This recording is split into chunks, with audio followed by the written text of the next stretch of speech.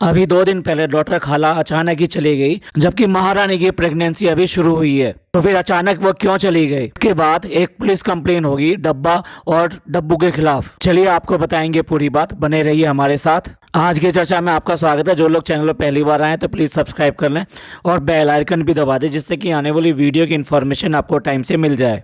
आप हमारी Insta ID पे भी हिट कर सकते हैं, इंस्टा आईडी नीचे दी हुई है।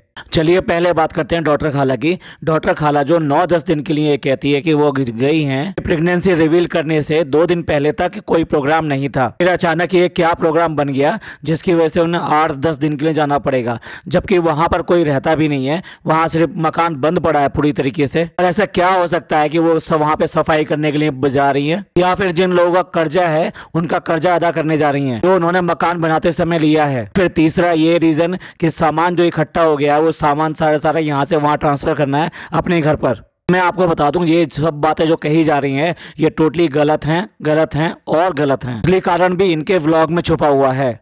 असली कारण ये है कि दोनों बहनों में बहुत अच्छी तरीके से लड़ाई हुई है। आप समझ गए होंगे दोनों बहनें किसकी बात कर रहे हैं, अम्मी और डॉक्टर खाला में। अगर आपको याद हो पिछले व्लॉगों से दोनों के अंदर बहुत तनातनी चल रही है। ये जो सबसे बड़ी वाली मछली है ना, ये जैसी है वैसी दिखाई देती नहीं है। कुछ व्लॉग पहले इसने डॉक्टर खाला को बहुत कुछ बुरा भला कहा था। डब्बा ने जानबूझ के उसके बाद एक व्लॉग बनाया जिसमें वो चोरी वाला इल्जाम उसके ऊपर लगाया गया। आप समझते होंगे चोरी वाला इल्जाम लगाने का क्या मतलब होता है। पर काम चोरी का आरोप नहीं लगाया गया, क्योंकि सारा काम तो वही करती है। इनको नाश्ता देना, खाना बनाना, घर की सफाई करना, बर्तन साफ करना, ये सारे काम टोटली दिन भर के वही करती है। उसके बाद में भी कुछ चम्मच और चाकू गायब हो जाने पर इस बड़ी वाली मछली ने पूरी तरीके से उसको आरोप लगाया कि उसी ने ये सब चोरी किए हैं। का कारण ये बताया कि किचन में और कोई जाता नहीं है और इनके आने से पहले उसने 15 चम्मच गिनकर रखे थे। और भाई उसके बाद पहली बार डॉक्टर खाला ने रिवॉल्व किया, यानी कि अपने लिए स्टैंड लिया। सीधे खरी खरी सुना दी कि मेरे ऊपर चोरी का इल्जाम कैसे लगा सकते हो। घर के अंदर इतने सारे लोग भी तो हैं, अम्मा भी तो है, अब्बा भी तो है, तुम भी हो, सारे लोग जो किचन में जाते हैं, तो ये कैसे कह सकते हो कि मैंने वो चम्मच जो गायब कर दिए। एक मेड भी घर पे आती है, उसको क्यों नहीं कहते हो? इसके जवाब में ये मछली जो है बड़ी वाली वकालत पे उतर आई और उसका कहना ये था कि तुमने चम्मच जो है डस्टबिन में डाले हैं। ब्लॉग में तो ये सब डब्बा ने आगे नहीं दिखाया और ये कह के बंद कर दिया कि यह घर अब जो है बिग बॉस का घर बन चुका है, कि बिग बॉस के घर में ना लड़ाई शांत होती है, ना इस घर में लड़ाई शांत हुई।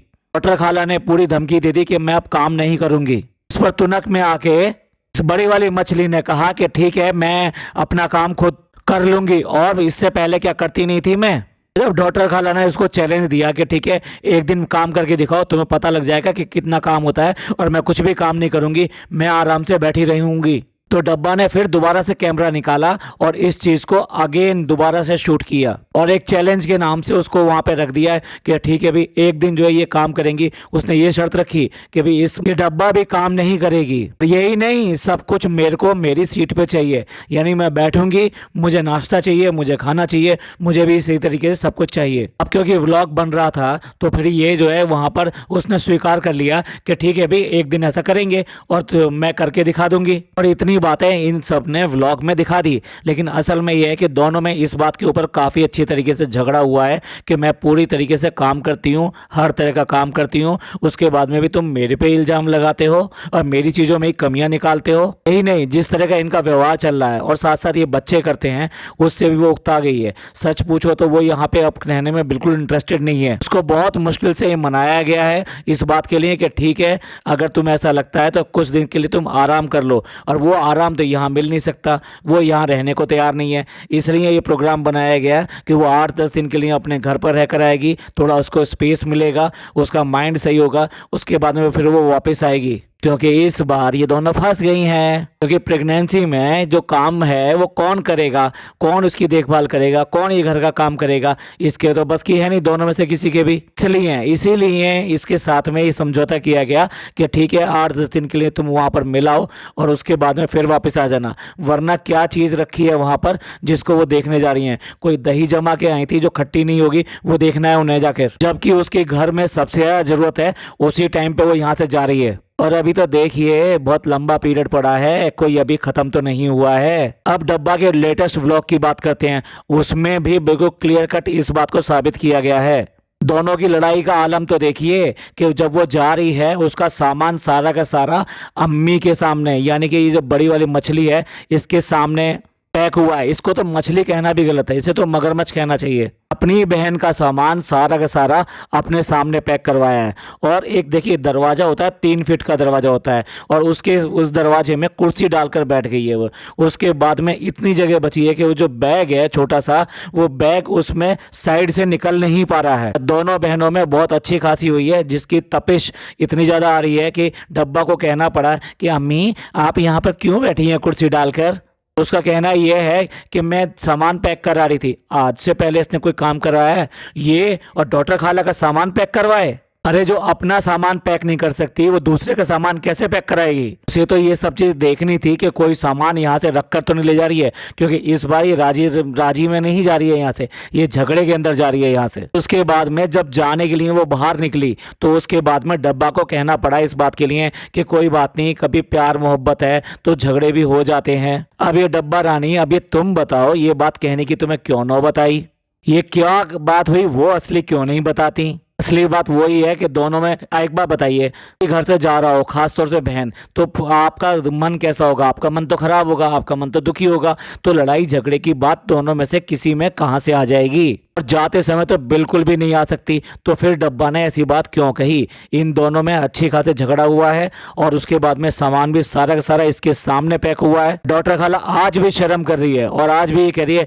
ठीक है 9-10 दिन बाद मैं आ जाऊंगी। तो भाई इसी से इनकी सांस में सांस आ रही है। तो आप समझ सकते हैं कि ये दोनों माँ बेटी कितनी ज्यादा कनिंग हैं। ये किसी की भी सगी नहीं है। बहन बहन का रिश्ता आज की डेट में सिर्फ और सिर्फ नौकरानी तक सीमित हो गया है। शर्म आनी चाहिए। पहले तो अपनी बहन से इतना काम कराना, उसके बाद में इसकी बेइज्जती करना, और उस बेइज्जती के साथ साथ उसके ऊपर चोरी का इल्जाम लगा देना। भाई हद है। जो इतनी बार अल्लाह अल्लाह का नाम लेते हैं उन्हें इतना डर नहीं लगता कि ये सब करते हुए वो अल्लाह भी देख रहा है, तो वो इसके ऊपर इनको सजा देगा या इनको सजा देगा। सच पूछो तो बहुत ज्यादा लजाते हैं, बहुत ज्यादा बेइज्जती कराते हैं। अब बात करते हैं कि चलिए डॉक्टर खाला तो जा रही हैं क्योंकि दोनों में झगड़ा हुआ है, लेकिन ये अम्मा क्यों जा रही हैं भाई, जब 9-10 दिन के लिए जाना है, क्योंकि इनको भी वापस आना है और आके बहुत सारी दुआएं देनी है लल्ला के लिए, क्योंकि उसके बिना तो ना पाव भाजी आएगी ना पिज्जा आएगा। अम्मा का कौन सा ऐसा काम चल रहा है वहां पे जिसके लिए अम्मा को जाना पड़े, वो भी इस उम्र में। जाना और आना, यात्रा करना कोई इतना आसान तो होता नहीं है, थकाने वाला होता है, परेशानी वाला होता है, और उसमें भी जब अकेले यात्रा करनी पड़े। अगर इनके साथ जाते यात्रा करने में तो खाना पीना सब कुछ ये आपने आराम से एक एक वक्त पे बहुत बढ़िया तरीके से कराते, बट नहीं, उसके जाने का भी मतलब है। पहले तो ये बता दूं, ये अपनी माँ की भी सगी नहीं है। उस माँ का भी इससे पहले पूरा पूरा बैग चेक कर लिया गया था, यानी कि जो बैग जो पर्स है उसका, कि उसमें वो क्या रख कर ले जा रही है, क्योंकि इनको भी पता है कि वो वीडियो जो आई थी उसमें माँ ने अपने मुंह से कहा था कि मैं वहां से चुरा कर लाती हूँ और इन अपने बच्चों में बांट देती हूँ। भाई कैसा खानदान है, सच पूछो तो ये लई मार वाला खानदान है। लई मार मतलब जो दूसरों का सामान चुरा लेते हैं और उसके बाद में उसका पैसा भी नहीं देते। ये इसी नाम से मशहूर है मौधा के अंदर, इसलिए इनकी मौधा में ना पहले इज्जत थी और ना आज वो इज्जत हो पा रही है, क्योंकि वो गांव के लोग हैं, वो पैसे और इन सब के चक्कर में नहीं आते हैं। सिर्फ इनके ही जो रिश्तेदार हैं उनका तो पैसा दे दे के उनका ही तो मुंह बंद करा रखा है, और इसके अलावा तो गाँव के सारे लोग बहुत अच्छी तरह से इज्जत करते हैं इनकी, बहुत ही नाम करते हैं इनका। चलिए बात करते हैं अम्मा की। अम्मा इसलिए जा रही है कि वो यहाँ पर अगर रहेगी तो बेसिकली क्या है, देखो उसका 80 साल के आसपास उसकी उम्र हो चुकी है। वो एक एक काम के लिए इन्हीं पे आश्रित है। उसका कोई भी काम करना हो, खाना हो, पीना हो, चलना हो, उठना हो, बिस्तर बिछाना हो, कुछ भी करना हो, ये सारे काम यही करती है, यानी कि डॉक्टर खाला करती थी। तो इसलिए अब कौन करेगा।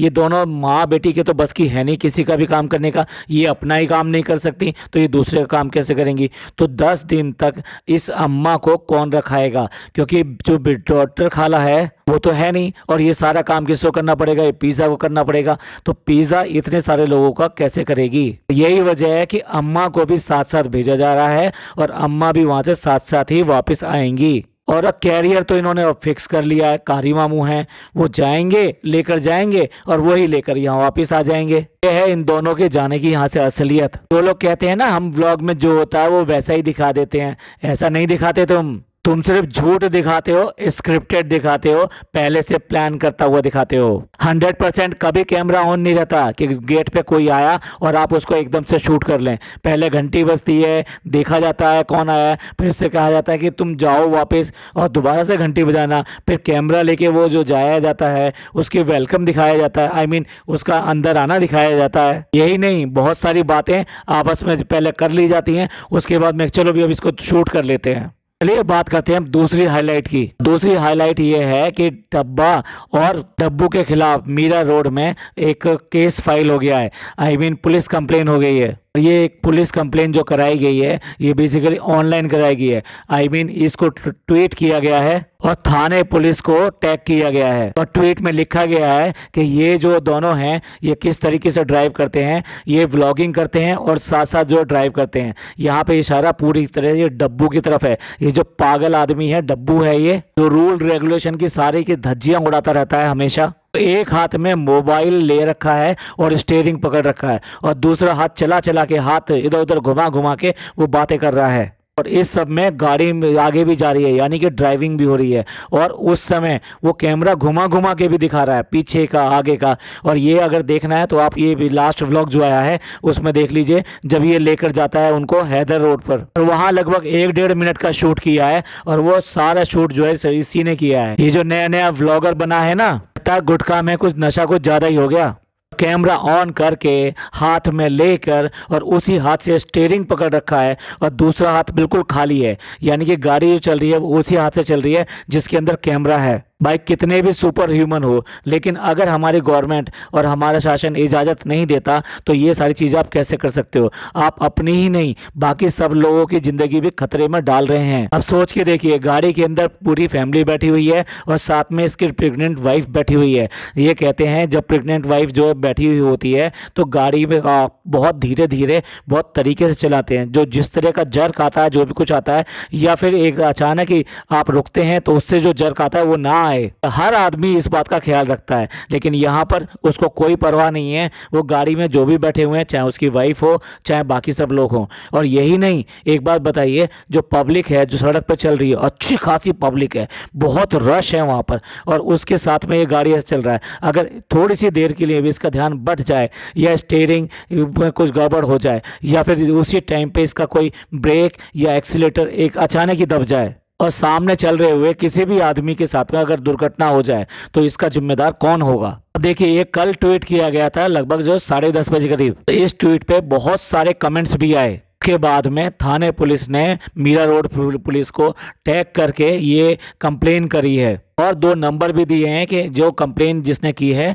वो अपने कंप्लेन का क्या हुआ है इसकी जानकारी उस नंबर्स पे ले सकता है। एक व्हाट्सएप नंबर है और एक वैसा फ़ोन नंबर है। तो इस तरीके से कंफर्मेशन हो जाता है कि जो ट्वीट किया गया था उसके ऊपर कंप्लेन हुई है और कंप्लेन लॉन्च कर ली गई है मीरा रोड थाने में। तो अब डेफिनेटली इन दोनों को इस बात के लिए जवाब देना पड़ेगा, जो भी जुर्माना होगा वो जुर्माना भी भरना पड़ेगा। एक बार फिर पुलिस के चक्कर में ये फंस गए हैं और जरूर डब्बा ने जो है ना उसके ऊपर पूरा गुस्सा उतारा होगा। जिस बदतमीजी से वो बात करती है पूरी तरीके से उसके ऊपर गुस्सा उतारा होगा कि तुमने ऐसा क्यों किया, तुम्हें कुछ भी ध्यान नहीं रहता, तुम ऐसे कैसे गाड़ी चला रहे थे, तुम व्लॉगिंग क्यों कर रहे थे, तुम्हें अगर ये ऐसा करना था तो मैं बराबर में बैठी हुई थी पर उसको कैमरा नहीं दिया। डब्बा भी इसमें उतनी ही जो जिम्मेदार है, क्योंकि अगर वो गाड़ी चल रही थी तो ये व्लॉगिंग तो वो भी कर सकती थी, कैमरा तो उसके हाथ में भी आ सकता था। किसी डॉक्टर ने तो नहीं कहा कि प्रेग्नेंट लेडी अपना हाथ ऊपर नहीं उठा सकती।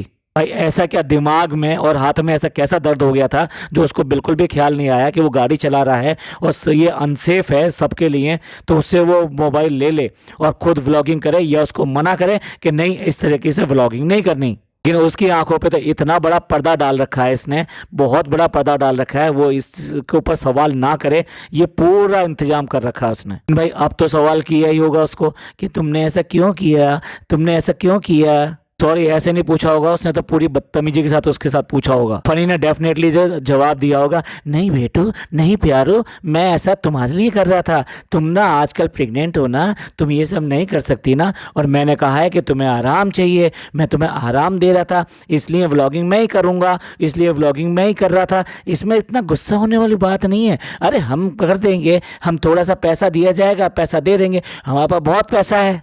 तुम चुप रहो, तुम ऐसे ही बस पैसा मेरा ऐसे ही बहाते रहना। जब देखो जब पैसा है पैसा है पैसा है, जब तक देखो मेरा पैसा खर्च करते रहते हो। मेरे सारे कार्ड भी ले लिए, पिंक कार्ड भी ले लिया, ब्लैक कार्ड भी ले लिया, येलो कार्ड भी ले लिया।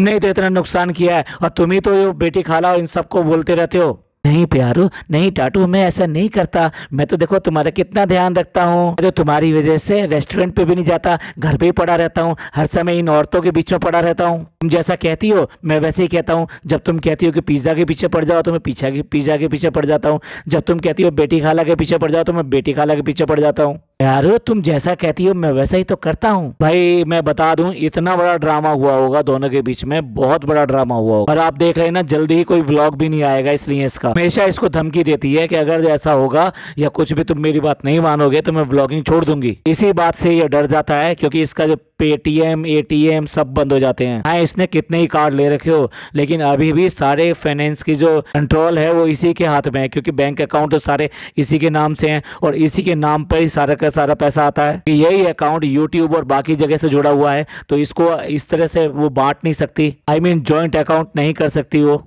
ऐसा लगता है तो इन सारे प्रोपोगंडे के आदी हो चुके हैं। पुलिस केस होना, बदनामी होना, कहीं पकड़े जाना और गलत गलत बातें करना, कोल्ड ड्रिंक पीना, ये सारी चीज़ों के बिल्कुल आदी हो चुके हैं। इनको कोई फ़र्क नहीं पड़ता। लेकिन इनको कोई फ़र्क नहीं पड़ता तो इनके जो व्यूअर्स हैं वो कैसे ये सब चीज़ें देखकर चुपचाप देखते रहते हैं लगातार? क्यों करके इनको अनसब्सक्राइब करके इनके व्यूज़ बंद नहीं करते? भाई ऐसे इन्फ्लुएंसर के पीछे आप लगना चाहोगे क्या? जो देश के कानून को ही बिल्कुल मजाक समझ लें, जो सोसाइटी के कानूनों को मजाक समझ लें, जब मर्जी वहाँ बकरा ले आए, कुछ भी करें, चाहे लड़की लाने वाली बात हो या कोई भी हो। ऐसा चलो इनके लिए तो बिल्कुल आम बात हो गई है, लेकिन वो दोनों क्या करेंगे? इनके भैया भाभी, उनकी तो लगातार जो इमेज है उस पर बहुत ज़्यादा टार्निश किया हो रहा है, क्योंकि आज भी ये दोनों जो जाने जाते हैं ये इन्हीं के नाम से जाने जाते हैं। और जो थोड़ा बहुत सर्किल है उनका, वो सब भी तो यही बातें करते होंगे कि तुम्हारी जो बहन और तुम्हारा जो बहनोई है वो कितने गंदे आदमी हैं और किस तरह के लीचड़ आदमी हैं, किस तरह के नीचे स्तर के हैं, उनमें क्लास नाम की चीज़ नहीं है, ऊपर से एक के बाद एक अनसोसाइटिकल वर्क करते रहते हैं, एथिक्स नाम की चीज़ नहीं है, हाइजीन नाम की चीज़ नहीं है, सोसाइटी के रूल्स फॉलो नहीं करते। और यही वजह है कि वो भी यहाँ से शिफ्ट होना चाहते हैं। तो चलिए देखते हैं आगे क्या होता है। आप सबका इस सब के बारे में क्या विचार है? क्यों करके यहाँ से डॉक्टर खाला को भेजा गया और क्यों करके वो 9-10 दिन में आने वाली है? आप इस सब के बारे में क्या सोचते हैं? और आने वाली ये जो जर्नी है इसकी, ये जर्नी कैसी होने वाली है? और अब ये पुलिस केस जो हो गया है इसमें ये कहाँ तक जाएंगे और अगला क्या कांड करने वाले हैं? चलिए आपके कमेंट्स का इंतजार रहेगा। ये पॉडकास्ट अच्छा लगा हो तो प्लीज़ लाइक कीजिए, सब्सक्राइब कीजिए, शेयर कीजिए। थैंक यू, धन्यवाद, शुक्रिया।